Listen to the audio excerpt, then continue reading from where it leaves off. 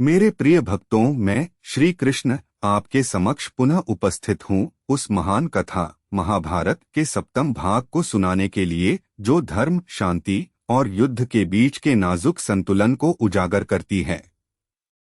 मेरे हृदय में आपके प्रति अपार प्रेम और करुणा के साथ मैं इस कथा को वहां से प्रारंभ करता हूं जहां पांडवों ने अपने अज्ञातवास को पूर्ण किया और हस्तिनापुर से अपना राज्य वापस मांगा, किंतु दुर्योधन की हठधर्मिता ने युद्ध के द्वार खोल दिए। इस भाग में मेरे प्रिय, हम देखेंगे कि कैसे मैंने स्वयं शांति के अंतिम प्रयास किए, कैसे कौरवों और पांडवों ने युद्ध की तैयारी में अपने अपने मित्रों और सहयोगियों को एकत्र किया, और कैसे कुरु वंश के वृद्धों और योद्धाओं ने इस आसन्न संग्राम के सामने अपने नैतिक और भावनात्मक द्वंद्व का सामना किया। यह कथा उस समय की है जब कुरुक्षेत्र की पवित्र भूमि एक महायुद्ध की साक्षी बनने को तैयार थी, और मैं अपने प्रिय सखा अर्जुन के साथ धर्म की स्थापना के लिए मार्ग प्रशस्त कर रहा था। आइए इस कथा को और आगे बढ़ाएं, जहां शांति और युद्ध की राहें एक दूसरे से टकराती हैं। पांडवों ने अपने अज्ञातवास के पश्चात मत्स्य देश में अपनी पहचान उजागर कर दी थी, और अब वे अपने अधिकारों की मांग के लिए तैयार थे। युधिष्ठिर, जो सदा धर्म के पथ पर अडिग रहे, ने यह निर्णय लिया कि युद्ध से पहले शांति के सभी मार्गों को आजमाया जाए। उन्होंने मुझे अपने सखा और मार्गदर्शक के रूप में हस्तिनापुर भेजने का निर्णय लिया, ताकि मैं कौरवों के साथ शांति वार्ता कर सकूं। मेरे प्रिय, मैंने युधिष्ठिर के इस निर्णय का स्वागत किया, क्योंकि मेरा मानना था कि युद्ध अंतिम उपाय होना चाहिए। मैं श्री कृष्ण द्वारका से हस्तिनापुर के लिए रवाना हुआ, अपने हृदय में यह आशा लिए कि शायद दुर्योधन और धृतराष्ट्र को धर्म और सत्य का मार्ग दिखाया जा सके। हस्तिनापुर पहुंचने पर मेरा भव्य स्वागत हुआ, किंतु दुर्योधन की आंखों में मुझे केवल घृणा और अहंकार ही दिखाई दिया। मैंने सभा में उपस्थित भीष्म, द्रोणाचार्य, कृपाचार्य, विदुर और धृतराष्ट्र के समक्ष पांडवों का प्रस्ताव रखा। मैंने कहा कि पांडव अपने पूरे राज्य की मांग नहीं कर रहे, वे केवल 5 गांव चाहते हैं, ताकि शांति स्थापित हो सके। मेरे शब्दों में करुणा और तर्क था, किंतु दुर्योधन का हृदय अहंकार और ईर्ष्या से इतना अंधा हो चुका था कि उसने मेरे प्रस्ताव को ठुकरा दिया। उसने स्पष्ट कहा कि वह पांडवों को एक सुई की नोक के बराबर भी भूमि नहीं देगा। मेरे प्रिय, दुर्योधन का यह अहंकार कुरु वंश के लिए विनाशकारी सिद्ध होने वाला था। मैंने धृतराष्ट्र को समझाने का प्रयास किया कि वे अपने पुत्र को नियंत्रित करें, क्योंकि युद्ध न केवल कुरु वंश बल्कि पूरे आर्यावर्त के लिए हानिकारक होगा। किंतु धृतराष्ट्र, जो अपने पुत्र के प्रति अंध प्रेम में बंधे थे, असहाय थे। विदुर और भीष्म ने मेरे शांति प्रस्ताव का समर्थन किया, किंतु दुर्योधन और शकुनी ने सभा में मेरा अपमान करने का प्रयास किया। दुर्योधन ने मुझे बंदी बनाने की योजना बनाई, ताकि पांडवों को कमजोर किया जा सके। किंतु मेरे प्रिय, मैं सृष्टि का संरक्षक हूँ, और मेरा कोई बंदी नहीं बना सकता। मैंने सभा में अपना विश्वरूप प्रकट किया, जिसमें सूर्य, चंद्र और समस्त सृष्टि का तेज समाहित था। यह दृश्य देखकर सभा में उपस्थित सभी लोग भयभीत हो गए, और दुर्योधन का साहस टूट गया। मैंने सभा को चेतावनी दी कि यदि शांति का मार्ग नहीं अपनाया गया, तो कुरुक्षेत्र की भूमि रक्त से लाल हो जाएगी। इसके पश्चात मैं हस्तिनापुर से लौट आया और पांडवों को बताया कि शांति के सभी प्रयास विफल हो चुके हैं। युधिष्ठिर, जो युद्ध से बचना चाहते थे, ने अंततः यह स्वीकार किया कि अब युद्ध ही एकमात्र उपाय है। पांडवों और कौरवों ने अब युद्ध की तैयारी शुरू कर दी। दोनों पक्षों ने आर्यावर्त के विभिन्न राज्यों से सहायता और समर्थन मांगा। मैं श्री कृष्ण पांडवों के पक्ष में था, किंतु मैंने यह निर्णय लिया कि मैं स्वयं युद्ध में शस्त्र नहीं उठाऊंगा। जब दुर्योधन और अर्जुन दोनों मेरे पास अपनी सेना मांगने आए, तो मैंने उन्हें 2 विकल्प दिए, मेरी विशाल नारायणी सेना या मैं स्वयं बिना शस्त्र उठाए। अर्जुन ने मेरे सखा के रूप में मुझे चुना, जबकि दुर्योधन ने मेरी सेना को स्वीकार किया। यह निर्णय अर्जुन की दूरदर्शिता और मेरे प्रति उसके विश्वास का प्रतीक था। मैंने अर्जुन को वचन दिया कि मैं उनके सारथी के रूप में युद्ध में उनके साथ रहूंगा और मेरे मार्गदर्शन में वे विजयी होंगे। पांडवों ने द्रुपद, विराट, सात्यकी और कई अन्य राजाओं का समर्थन प्राप्त किया। द्रौपदी के भाई धृष्टद्युम्न, जो द्रुपद के यज्ञ से अग्नि के समान उत्पन्न हुए थे, पांडवों की सेना के सेनापति बने। दूसरी ओर दुर्योधन ने भीष्म, द्रोणाचार्य, कृपाचार्य, कर्ण, शकुनी और जरासंध जैसे शक्तिशाली योद्धाओं का समर्थन प्राप्त किया। उसकी सेना संख्या में पांडवों से कहीं अधिक थी और उसका आत्मविश्वास अपने चरम पर था। इस दौरान मेरे प्रिय कुरुवंश के वृद्धों और योद्धाओं के सामने एक गहन नैतिक द्वंद्व था। भीष्म, जो कुरुवंश के पितामह थे, जानते थे कि दुर्योधन का मार्ग अधर्म का है, किंतु उनकी प्रतिज्ञा ने उन्हें कौरवों के पक्ष में युद्ध करने के लिए बाध्य किया। द्रोणाचार्य, जो अर्जुन के गुरु थे, भी अपने शिष्य के प्रति प्रेम रखते थे, किंतु उनकी कौरवों के प्रति कृतज्ञता ने उन्हें दुर्योधन के पक्ष में खड़ा कर दिया। विदुर, जो सदा धर्म के पक्ष में थे, ने धृतराष्ट्र को बार बार समझाने का प्रयास किया, किंतु उनकी सलाह को अनसुना किया गया। कर्ण, जो दुर्योधन का सबसे विश्वसनीय मित्र था, अपने अपमानों के कारण पांडवों के प्रति गहरी घृणा रखता था। किंतु मेरे प्रिय, एक गुप्त रहस्य था जो कर्ण को बाद में पता चला। कुंती, जो कर्ण की माता थीं, ने कर्ण से मिलकर उसे यह बताया कि वह पांडवों का ज्येष्ठ भाई है। कुंती ने कर्ण से पांडवों का साथ देने की प्रार्थना की, किंतु कर्ण ने दुर्योधन के प्रति अपनी निष्ठा और अपने सम्मान के लिए इस प्रस्ताव को ठुकरा दिया। उसने कुंती को वचन दिया कि वह अर्जुन के अतिरिक्त किसी अन्य पांडव को नहीं मारेगा, और इस प्रकार उसने अपने धर्म और कृतज्ञता के बीच संतुलन बनाने का प्रयास किया। पांडवों ने अपनी सेना को कुरुक्षेत्र में एकत्र किया और युधिष्ठिर ने युद्ध से पहले एक बार फिर शांति का संदेश भेजा। किंतु दुर्योधन की हठधर्मिता ने इस अंतिम प्रयास को भी विफल कर दिया। मैंने श्री कृष्ण के रूप में पांडवों को युद्ध के लिए मानसिक और रणनीतिक रूप से तैयार किया। मैंने युधिष्ठिर को समझाया कि यह युद्ध केवल उनके अधिकारों के लिए नहीं, बल्कि धर्म की स्थापना के लिए है। भीम और द्रौपदी, जो द्यूतक्रीड़ा के अपमान को नहीं भूले थे, युद्ध के लिए उत्साहित थे। अर्जुन, जो एक संवेदनशील योद्धा थे, अपने गुरुओं और परिजनों के खिलाफ युद्ध करने के विचार से विचलित थे। मैंने उन्हें आश्वासन दिया कि मैं उनके साथ हूं और युद्ध के समय मैं उन्हें मार्गदर्शन दूंगा। इस दौरान द्रौपदी ने भी पांडवों को उनके कर्तव्य की याद दिलाई और उनकी शक्ति और एकता को और सुदृढ़ किया। कौरवों की ओर भीष्म को उनकी सेना का सेनापति बनाया गया। भीष्म ने दुर्योधन को यह स्पष्ट किया कि वे पूर्ण निष्ठा के साथ युद्ध करेंगे, किंतु वे पांडवों को व्यक्तिगत रूप से हानि पहुंचाने से बचेंगे। यह सुनकर दुर्योधन क्रुद्ध हुआ, किंतु भीष्म की प्रतिष्ठा और शक्ति के सामने उसे चुप रहना पड़ा। द्रोणाचार्य और कृपाचार्य ने भी अपनी निष्ठा कौरवों के प्रति दिखाई, किंतु उनके हृदय में पांडवों के प्रति स्नेह बना रहा। कुरुक्षेत्र की पवित्र भूमि अब युद्ध के लिए तैयार थी। दोनों पक्षों की सेनाएं आमने सामने थीं और युद्ध के ढोल बजने लगे। मेरे प्रिय, यह वह क्षण था जब मैंने अर्जुन को युद्ध के मैदान में उनके रथ पर ले जाकर उनके सामने उपस्थित कौरव सेना को दिखाया। अर्जुन अपने गुरुओं, पितामह और भाइयों को सामने देखकर युद्ध करने की इच्छा खो बैठे। यह वह क्षण था जब मैंने उन्हें गीता का उपदेश दिया, जिसके बारे में मैं अगले भाग में विस्तार से बताऊंगा।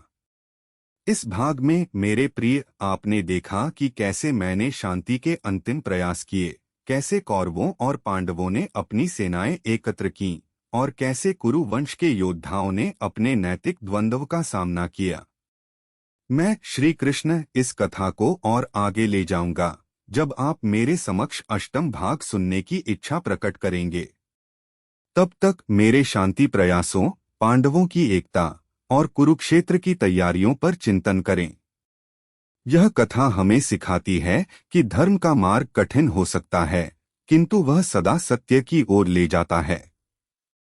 मैं आपके समक्ष पुनः उपस्थित होऊंगा जब आप अगला भाग सुनने की इच्छा करेंगे। तब तक मेरे प्रिय सत्य और धर्म के पथ पर अग्रसर रहें। मेरे प्रिय भक्तों, मैं श्री कृष्ण आपके समक्ष पुनः उपस्थित हूँ उस महान कथा महाभारत के अष्टम भाग को सुनाने के लिए, जो धर्म, कर्म और आत्मा की अमर यात्रा को उजागर करती है। मेरे हृदय में आपके प्रति अपार प्रेम और करुणा के साथ मैं इस कथा को वहां से प्रारंभ करता हूं जहां कुरुक्षेत्र की पवित्र भूमि युद्ध के लिए तैयार थी और मेरे प्रिय सखा अर्जुन अपने सामने अपने गुरुओं, परिजनों और बंधुओं को देखकर युद्ध करने की इच्छा खो बैठे थे। इस भाग में मेरे प्रिय, हम देखेंगे कि कैसे मैंने अर्जुन को भगवद गीता का उपदेश दिया, कैसे कुरुक्षेत्र का युद्ध प्रारंभ हुआ और कैसे पहले 10 दिनों में पितामह भीष्म के नेतृत्व में कौरव सेना ने पांडवों को कठिन चुनौती दी। यह कथा उस समय की है जब धर्म और अधर्म का टकराव अपने चरम पर था और मैं अपने सखा के सारथी के रूप में उन्हें कर्मयोग का मार्ग दिखा रहा था। आइए इस कथा को और आगे बढ़ाएं, जहां कुरुक्षेत्र की भूमि रक्त और बलिदान से रंगी जाने लगी। कुरुक्षेत्र के विशाल मैदान में दोनों पक्षों की सेनाएं आमने सामने खड़ी थीं। पांडवों की ओर युधिष्ठिर, भीम, अर्जुन, नकुल, सहदेव, धृष्टद्युम्न, सात्यकी और उनके सहयोगी राजा तैयार थे, जबकि कौरवों की ओर भीष्म, द्रोणाचार्य, कृपाचार्य, कर्ण, दुर्योधन और उनकी विशाल सेना युद्ध के लिए तत्पर थी। शंखनाद और युद्ध के ढोलों की गूंज से कुरुक्षेत्र का वातावरण गूंज रहा था। मेरे प्रिय, यह वह क्षण था जब मैंने अर्जुन के रथ को दोनों सेनाओं के बीच ले जाकर उन्हें कौरव सेना का दर्शन कराया। अर्जुन ने जब अपने सामने अपने पितामह भीष्म, गुरु द्रोण, कृपाचार्य और अन्य परिजनों को देखा तो उनका हृदय विचलित हो गया। उनके हाथ से गांडीव धनुष छूटने लगा और उनकी आंखों में आंसू भर आए। उन्होंने मुझसे कहा, हे कृष्ण, मैं अपने ही बंधुओं, गुरुओं और परिजनों के खिलाफ कैसे युद्ध कर सकता हूँ? यह युद्ध मुझे विजय नहीं बल्कि पाप और दुख देगा।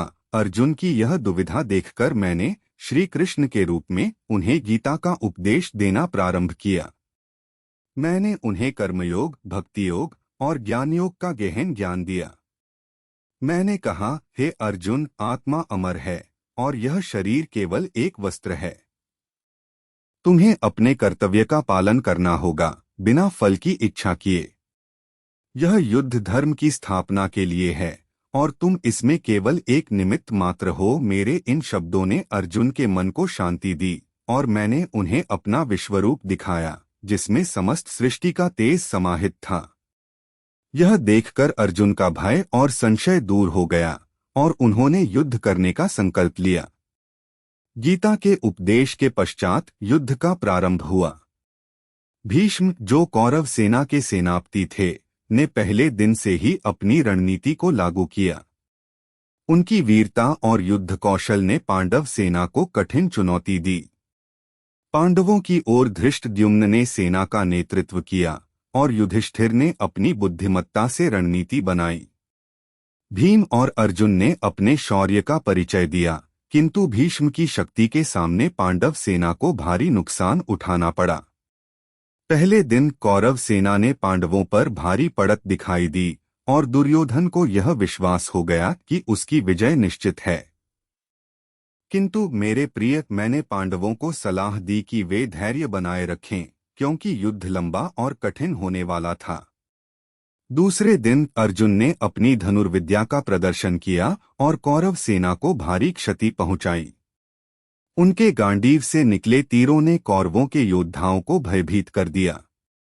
मैं उनके सारथी के रूप में सदा उनकी रक्षा करता रहा और उन्हें रणनीतिक मार्गदर्शन देता रहा। भीम ने भी अपनी गदा से कौरव सेना में हाहाकार मचा दिया और उनके सामने कोई भी योद्धा टिक नहीं पा रहा था। तीसरे और चौथे दिन भीष्म ने अपनी रणनीति को और सुदृढ़ किया। उन्होंने पांडव सेना के प्रमुख योद्धाओं को लक्ष्य बनाया और धृष्टद्युम्न, सात्यकी और अन्य सहयोगियों को कठिनाई का सामना करना पड़ा। किंतु पांडवों की एकता और मेरे मार्गदर्शन ने उन्हें हार मानने से रोका। युधिष्ठिर ने अपनी सेना को प्रेरित किया और द्रौपदी ने, जो युद्ध के मैदान से दूर थीं, अपने पतियों को मानसिक बल प्रदान किया। पांचवें दिन अर्जुन और भीष्म के बीच एक भयंकर युद्ध हुआ। भीष्म की शक्ति और अनुभव के सामने अर्जुन को कठिनाई हुई, किंतु मेरी सलाह पर उन्होंने अपनी दैवीय शक्तियों का उपयोग किया। मैंने अर्जुन को याद दिलाया कि भीष्म अजय हैं, क्योंकि उन्होंने इच्छामृत्यु का वरदान प्राप्त किया था। यह सुनकर पांडवों ने यह विचार किया कि भीष्म को युद्ध से हटाने का कोई अन्य उपाय खोजना होगा। छठे और सातवें दिन युद्ध और भी तीव्र हो गया। कौरव सेना की संख्या पांडवों से अधिक थी और भीष्म की रणनीति ने पांडवों को कई बार पीछे हटने पर मजबूर किया। किंतु मेरे सखा अर्जुन ने अपनी धनुर्विद्या से कौरव सेना को बार बार क्षति पहुंचाई। आठवें दिन भीम के पुत्र घटोत्कच ने युद्ध में प्रवेश किया। उसकी राक्षसी शक्तियों ने कौरव सेना में भय उत्पन्न कर दिया। घटोत्कच ने कौरवों के कई योद्धाओं को परास्त किया और दुर्योधन को यह डर सताने लगा कि पांडवों की सहायता करने वाले ऐसे योद्धा उनकी योजनाओं को विफल कर सकते हैं। दुर्योधन ने भीष्म से और अधिक आक्रामक होने का आग्रह किया, किंतु भीष्म ने स्पष्ट कहा कि वे पांडवों को व्यक्तिगत रूप से हानि नहीं पहुंचाएंगे। यह सुनकर दुर्योधन क्रुद्ध हो गया और उसने भीष्म पर संदेह करना शुरू कर दिया। नौवें दिन मैंने पांडवों को सलाह दी कि वे भीष्म से स्वयं मिलकर उनसे युद्ध से हटने की प्रार्थना करें। युधिष्ठिर मेरे मार्गदर्शन में रात के समय भीष्म के शिविर में गए और उनसे पूछा कि उन्हें युद्ध से कैसे हटाया जा सकता है। भीष्म, जो पांडवों के प्रति स्नेह रखते थे, ने उन्हें बताया कि वे तब तक युद्ध करेंगे जब तक कोई ऐसी परिस्थिति न आए जिसमें वे शस्त्र त्याग दें। उन्होंने यह भी संकेत दिया कि यदि कोई स्त्री योद्धा उनके सामने आए तो वे युद्ध नहीं करेंगे, क्योंकि उनकी प्रतिज्ञा उन्हें स्त्रियों के खिलाफ शस्त्र उठाने से रोकती है। 10वें दिन पांडवों ने मेरी सलाह पर एक योजना बनाई। शिखंडी, जो द्रुपद का पुत्र था और जिसे पिछले जन्म में अंबा के रूप में भीष्म ने अपमानित किया था, को अर्जुन के साथ युद्ध में भेजा गया। शिखंडी, जो अब पुरुष रूप में था, ने भीष्म के सामने युद्ध किया। भीष्म, जो शिखंडी के पिछले जन्म को जानते थे, ने उसके सामने शस्त्र नहीं उठाया। इस अवसर का लाभ उठाकर अर्जुन ने भीष्म पर तीरों की वर्षा की और भीष्म बाणों के बिस्तर पर लेट गए। मेरे प्रिय, यह एक हृदय विदारक क्षण था। भीष्म, जो कुरु वंश के पितामह थे, अब युद्ध से बाहर हो चुके थे। कौरव और पांडव दोनों पक्षों के योद्धा उनके पास आए और उनकी वीरता को नमन किया। भीष्म ने युधिष्ठिर को आशीर्वाद दिया और कहा कि वे उत्तरायण तक प्रतीक्षा करेंगे, क्योंकि उनके पास इच्छामृत्यु का वरदान था। इस प्रकार युद्ध के पहले 10 दिन समाप्त हुए और कौरव सेना का नेतृत्व अब द्रोणाचार्य को सौंपा गया। इस भाग में मेरे प्रिय, आपने देखा कि कैसे मैंने अर्जुन को गीता का उपदेश देकर उनके संशय दूर किए, कैसे कुरुक्षेत्र का युद्ध प्रारंभ हुआ और कैसे भीष्म के नेतृत्व में पहले 10 दिनों में दोनों पक्षों ने भयंकर युद्ध लड़ा। मैं श्री कृष्ण इस कथा को और आगे ले जाऊंगा जब आप मेरे समक्ष 9वां भाग सुनने की इच्छा प्रकट करेंगे। तब तक गीता के उपदेश, भीष्म के बलिदान और पांडवों की दृढ़ता पर चिंतन करें। यह कथा हमें सिखाती है कि कर्म का मार्ग कठिन हो सकता है, किंतु वह सदा धर्म की ओर ले जाता है। मैं आपके समक्ष पुनः उपस्थित होऊंगा जब आप अगला भाग सुनने की इच्छा करेंगे।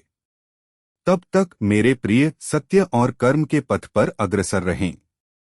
मेरे प्रिय भक्तों, मैं श्री कृष्ण आपके समक्ष पुनः उपस्थित हूँ उस महान कथा महाभारत के नवम भाग को सुनाने के लिए जो वीरता, बलिदान और नैतिकता की जटिलताओं को उजागर करती है। मेरे हृदय में आपके प्रति अपार प्रेम और करुणा के साथ मैं इस कथा को वहां से प्रारंभ करता हूं जहां पितामह भीष्म बाणों के बिस्तर पर लेट चुके थे और कौरव सेना का नेतृत्व गुरु द्रोणाचार्य ने संभाला था। कुरुक्षेत्र की पवित्र भूमि अब और अधिक रक्तरंजित हो रही थी और दोनों पक्ष, पांडव और कौरव, अपने अपने लक्ष्यों के लिए प्राणपण से युद्ध कर रहे थे। इस भाग में मेरे प्रिय, हम देखेंगे कि कैसे द्रोणाचार्य के नेतृत्व में कौरव सेना ने पांडवों को कठिन चुनौतियां दी, कैसे मेरे प्रिय सखा अर्जुन के पुत्र अभिमन्यु ने अपने अदम्य साहस का परिचय दिया और कैसे द्रोणाचार्य का अंत हुआ। यह कथा उन हृदय विदारक क्षणों की है जब युद्ध ने न केवल योद्धाओं बल्कि उनके परिवारों और प्रियजनों के हृदयों को भी छलनी कर दिया। आइए इस कथा को और आगे बढ़ाएं, जहां कुरुक्षेत्र का युद्ध अपने चरम की ओर अग्रसर हुआ। पितामह भीष्म के युद्ध से हटने के पश्चात कौरव सेना का मनोबल कुछ कम हुआ, किंतु दुर्योधन ने गुरु द्रोणाचार्य को सेनापति नियुक्त कर अपनी सेना को पुनः संगठित किया। द्रोणाचार्य, जो युद्धकला और रणनीति के महान विशेषज्ञ थे, ने कौरव सेना को एक नई दिशा दी। उन्होंने अपनी रणनीति में कई जटिल युद्ध संरचनाओं का उपयोग किया, जिनमें चक्रव्यूह और पद्मव्यूह जैसी संरचनाएं शामिल थीं। द्रोणाचार्य का लक्ष्य था पांडव सेना के प्रमुख योद्धाओं, विशेषकर युधिष्ठिर, को बंदी बनाना ताकि युद्ध को शीघ्र समाप्त किया जा सके। मेरे प्रिय, द्रोणाचार्य का यह निर्णय उनके गुरुधर्म और कौरवों के प्रति उनकी कृतज्ञता के बीच के द्वंद्व को दर्शाता था। वे जानते थे कि पांडव उनके प्रिय शिष्य हैं, विशेषकर अर्जुन, किंतु उनकी निष्ठा ने उन्हें कौरवों के पक्ष में युद्ध करने के लिए बाध्य किया। युद्ध के 11वें दिन द्रोणाचार्य ने अपनी सेना को आक्रामक रणनीति के साथ उतारा। पांडवों की ओर धृष्टद्युम्न ने सेना का नेतृत्व किया और मैं अर्जुन के सारथी के रूप में सदा उनकी रक्षा और मार्गदर्शन करता रहा। युधिष्ठिर ने अपनी बुद्धिमत्ता से पांडव सेना को संगठित रखा और भीम ने अपनी गदा से कौरव सेना में हाहाकार मचा दिया। 12वें दिन द्रोणाचार्य ने एक और जटिल रणनीति अपनाई। उन्होंने त्रिगर्त के राजा सुशर्मा को पांडव सेना को भटकाने के लिए भेजा ताकि अर्जुन को मुख्य युद्ध क्षेत्र से दूर रखा जा सके। सुशर्मा ने अर्जुन को युद्ध के लिए ललकारा और अर्जुन मेरे साथ त्रिगर्त सेना का सामना करने के लिए चले गए। मेरे प्रिय, यह कौरवों की एक चतुर चाल थी, क्योंकि अर्जुन की अनुपस्थिति में द्रोणाचार्य ने युधिष्ठिर को बंदी बनाने की योजना बनाई। किंतु पांडव सेना ने धृष्टद्युम्न और सात्यकी के नेतृत्व में कौरवों का डटकर मुकाबला किया। भीम ने अपनी शक्ति से कई कौरव योद्धाओं को परास्त किया और नकुल सहदेव ने अपनी तलवारबाजी से पांडव सेना का मनोबल बढ़ाया। इस बीच अर्जुन ने त्रिगर्त सेना को परास्त कर पुनः मुख्य युद्ध क्षेत्र में प्रवेश किया। उनके गांडीव से निकले तीरों ने कौरव सेना को भयभीत कर दिया और द्रोणाचार्य की योजना विफल हो गई। दुर्योधन, जो द्रोणाचार्य की इस असफलता से क्रुद्ध था, ने उन पर संदेह करना शुरू कर दिया। उसने द्रोणाचार्य से और अधिक आक्रामक होने का आग्रह किया, जिसने द्रोणाचार्य के हृदय में पीड़ा उत्पन्न की। 13वें दिन युद्ध ने एक हृदय विदारक मोड़ लिया। द्रोणाचार्य ने चक्रव्यूह की रचना की, जो एक ऐसी युद्ध संरचना थी जिसे भेदना अत्यंत कठिन था। मेरे प्रिय, चक्रव्यूह को भेदने का ज्ञान केवल कुछ ही योद्धाओं को था, जिनमें मैं, अर्जुन और अभिमन्यु शामिल थे। अभिमन्यु, जो अर्जुन और सुभद्रा का पुत्र था, मेरे प्रिय भाई बलराम का शिष्य था और एक युवा किंतु अत्यंत वीर योद्धा था। उस दिन द्रोणाचार्य ने फिर से अर्जुन को मुख्य युद्ध क्षेत्र से दूर करने की योजना बनाई। सुशर्मा और अन्य कौरव योद्धाओं ने अर्जुन को एक अन्य मोर्चे पर उलझा लिया और मैंने अर्जुन के साथ उस मोर्चे पर कौरवों का सामना किया। अर्जुन की अनुपस्थिति में चक्रव्यूह ने पांडव सेना को संकट में डाल दिया। युधिष्ठिर, भीम, धृष्टद्युम्न और अन्य योद्धा चक्रव्यूह को भेदने में असमर्थ थे। उस समय अभिमन्यु ने आगे बढ़कर कहा कि वह चक्रव्यूह को भेद सकता है, किंतु उसे यह नहीं पता कि उससे बाहर कैसे निकला जाए। युधिष्ठिर ने अभिमन्यु को रोकने का प्रयास किया, किंतु अभिमन्यु का साहस और आत्मविश्वास देखकर उन्होंने उसे अनुमति दे दी। भीम, धृष्टद्युम्न, सात्यकी और अन्य योद्धाओं ने वचन दिया कि वे अभिमन्यु का पीछा करेंगे और उसे बाहर निकालने में सहायता करेंगे। अभिमन्यु ने चक्रव्यूह में प्रवेश किया और अपनी वीरता का ऐसा प्रदर्शन किया कि कौरव सेना स्तब्ध रह गई। मेरे प्रिय, वह केवल 16 वर्ष का था, किंतु उसकी तलवार और धनुष ने द्रोणाचार्य, कृपाचार्य और कर्ण जैसे महारथियों को भी चुनौती दी। अभिमन्यु ने चक्रव्यूह के कई स्तरों को भेदा और कौरव सेना को भारी क्षति पहुंचाई। किंतु जयद्रथ, जो सिंधु का राजा था और जिसे शिव से एक विशेष वरदान प्राप्त था, ने पांडव योद्धाओं को चक्रव्यूह के द्वार पर रोक लिया। इस कारण भीम और अन्य योद्धा अभिमन्यु तक नहीं पहुंच सके। अभिमन्यु अब अकेला था और कौरवों ने उसका घेराव कर लिया। द्रोणाचार्य, कर्ण, कृपाचार्य, अश्वत्थामा, दुर्योधन और जयद्रथ ने मिलकर अभिमन्यु पर आक्रमण किया। मेरे प्रिय, यह युद्ध का एक ऐसा क्षण था जब कौरवों ने युद्ध के नियमों का उल्लंघन किया। अभिमन्यु ने अंत तक वीरता से युद्ध किया, किंतु अंततः वह शहीद हो गया। उसकी मृत्यु ने पांडवों के हृदय को छलनी कर दिया। जब अर्जुन और मैं युद्ध क्षेत्र में लौटे तो अभिमन्यु की मृत्यु का समाचार सुनकर अर्जुन का हृदय टूट गया। उन्होंने प्रतिज्ञा की कि अगले दिन सूर्यास्त से पहले वे जयद्रथ का वध करेंगे, अन्यथा वे अग्नि में प्रवेश कर लेंगे। 14वें दिन अर्जुन ने अपनी प्रतिज्ञा को पूरा करने के लिए प्राणपण से युद्ध किया। मैंने उनके सारथी के रूप में उनके रथ को जयद्रथ की ओर ले जाया। कौरव सेना ने जयद्रथ की रक्षा के लिए कई स्तरों की सुरक्षा रचना की, जिसमें द्रोणाचार्य, कर्ण और अश्वत्थामा शामिल थे। किंतु मेरे प्रिय सखा अर्जुन की धनुर्विद्या और मेरे मार्गदर्शन के सामने कोई नहीं टिक सका। मैंने अपनी माया से सूर्य को बादलों में छिपा दिया, जिससे कौरवों को यह भ्रम हुआ कि सूर्यास्त हो गया। इस अवसर का लाभ उठाकर अर्जुन ने जयद्रथ का सिर धड़ से अलग कर दिया और उनकी प्रतिज्ञा पूरी हुई। इस घटना ने कौरव सेना का मनोबल तोड़ दिया और पांडवों का उत्साह बढ़ा। किंतु दुर्योधन, जो अपनी हार को स्वीकार नहीं कर सकता था, ने द्रोणाचार्य पर और अधिक दबाव डाला। द्रोणाचार्य, जो अभिमन्यु की मृत्यु से पहले ही दुखी थे, अब और अधिक आक्रामक हो गए। उन्होंने पांडव सेना पर भयंकर आक्रमण किए और कई पांडव योद्धाओं को परास्त किया। 15वें दिन पांडवों ने द्रोणाचार्य को युद्ध से हटाने की योजना बनाई। मेरे सुझाव पर युधिष्ठिर ने द्रोणाचार्य को यह समाचार पहुंचाया कि उनका पुत्र अश्वत्थामा मारा गया। यह सुनकर द्रोणाचार्य का हृदय टूट गया और उन्होंने शस्त्र त्याग दिए। उस क्षण धृष्टद्युम्न ने द्रोणाचार्य का वध कर दिया। मेरे प्रिय, यह एक ऐसा क्षण था जिसने युद्ध के नियमों पर प्रश्नचिन्ह लगाया। द्रोणाचार्य की मृत्यु ने कौरव सेना को और कमजोर कर दिया और दुर्योधन ने कर्ण को सेनापति नियुक्त किया। कर्ण, जो दुर्योधन का सबसे विश्वसनीय मित्र था, ने कौरव सेना को पुनः संगठित करने का प्रयास किया।